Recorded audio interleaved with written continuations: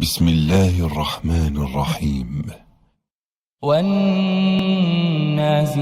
غرقا والناشطات نشطا والسابحات سبحا فالسابقات سبقا فالمدبرات أمرا يوم ترجف الراجفة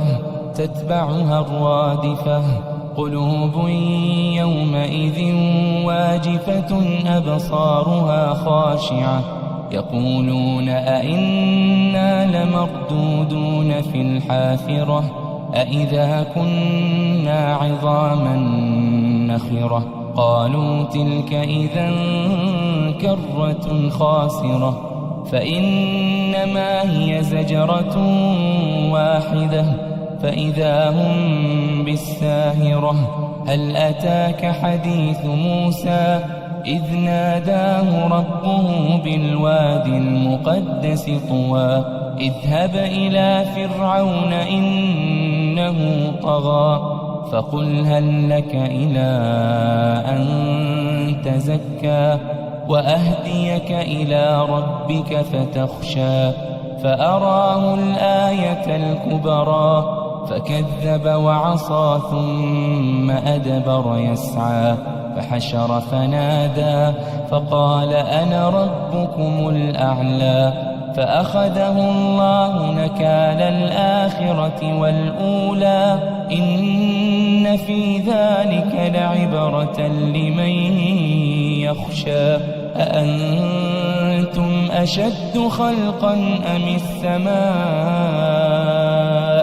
بناها رفع سمكها فسواها وأغطش ليلها وأخرج ضحاها والأرض بعد ذلك دحاها أخرج منها ماءها ومرعاها والجبال أرساها متاعا لكم ولأنعامكم فإذا جاءت الطامة الكبرى يوم يتذكر الإنسان ما سعى وبرزت الجحيم لمن يرى فأما من